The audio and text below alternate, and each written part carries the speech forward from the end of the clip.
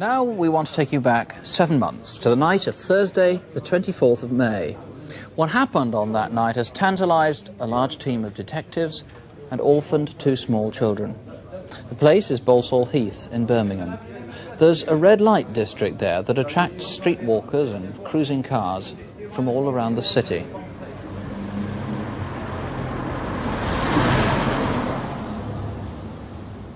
Several women have been murdered in Birmingham in recent years.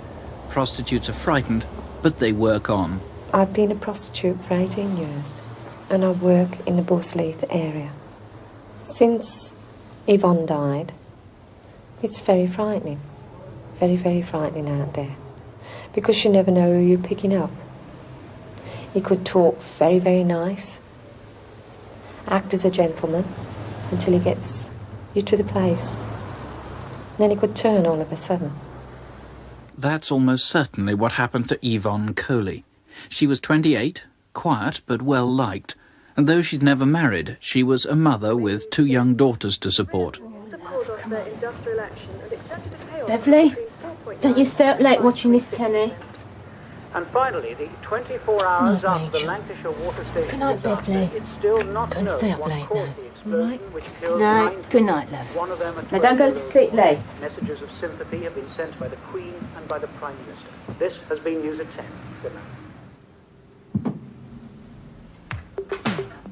We know just after News at 10 had finished that Yvonne made herself ready to go to work. She was late tonight, for the 24th of May was her mother's birthday, and there'd been a party. Sometime after 11, she left her house in Bordsley Green.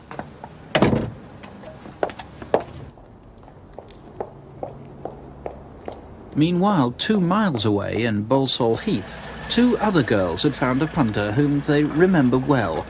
A rather drunken client, and a blue van that would soon assume a crucial significance. She's just my friend, that's all. She always comes with me. I want her out, and I want you in the back. I don't get her in the back of vans. In the back, I say. Providing you pay me first.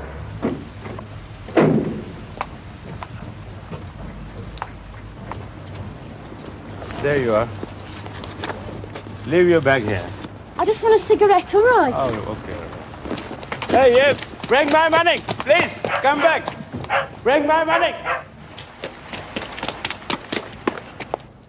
Yvonne arrived in Balsall Heath at about 11:40. The police believe the blue van was still cruising round the area. Halfway up Ladypool Road, before getting to her beat, Yvonne stopped briefly here. I'm aware. Hello. One of them meat patties.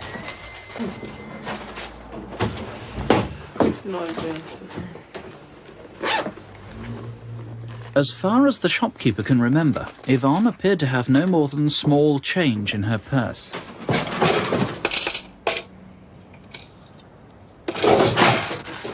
So, see you.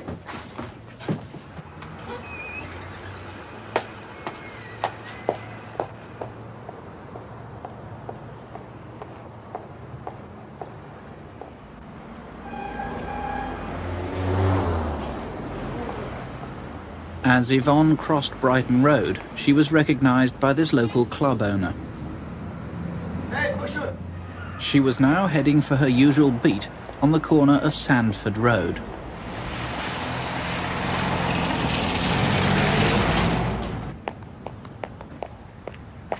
You're late coming up tonight. I've been at my mum's. We're having a party, it's a birthday. What time is it anyway? 11:45. Oh, I'm going home. I'll see you tomorrow night. Oh, stay on a bit. 5 minutes. Okay, wait till you get your first one, then I'm off. Oh, it's Packy, I don't want him. Oh, I'll do it, me.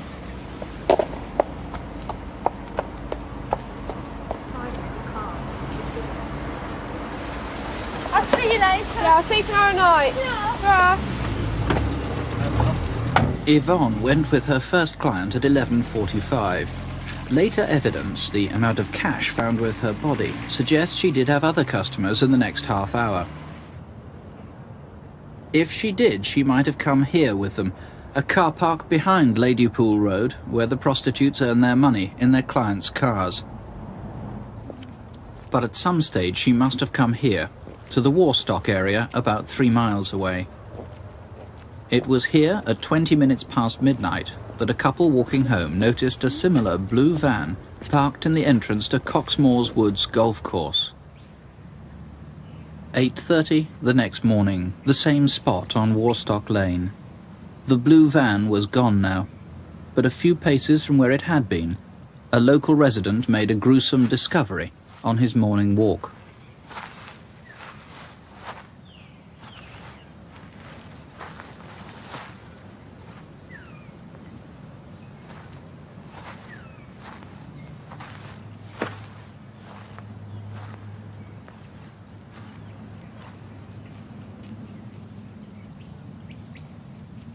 Mike 21, attend Warstock Lane to a report of a female body under the hedgerow on the golf course. Privacy Mike 21 received, over. I knew Yvonne as a friend. They always say, oh no, it won't happen to me. But look at the heartbreak it brings when you're left for dead. Those men, all the prostitutes, if they'd seen anything that night, we'd just like them to come forward, because somebody must have seen something that night. Everybody's not blind.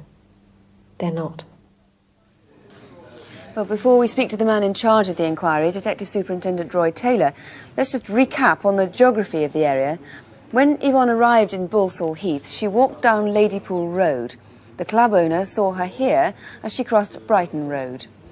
Then we saw her meet her friend here on the corner of Sandford Road. That was the last time she was seen alive. It was about 3 miles away on Coxmore Woods golf course that her body was found next morning, just off Warstock Lane. She'd been strangled. Well, Superintendent Taylor, that blue van there seems to be the crucial clue, is it? It is crucial, yes, because we have 3 sightings of the van that night.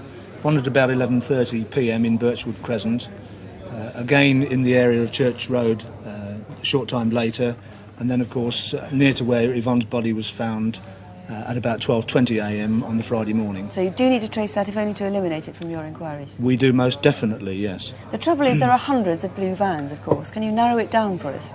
Yes, it's a dark blue van in the 15, 17 or 22 hundredweight class.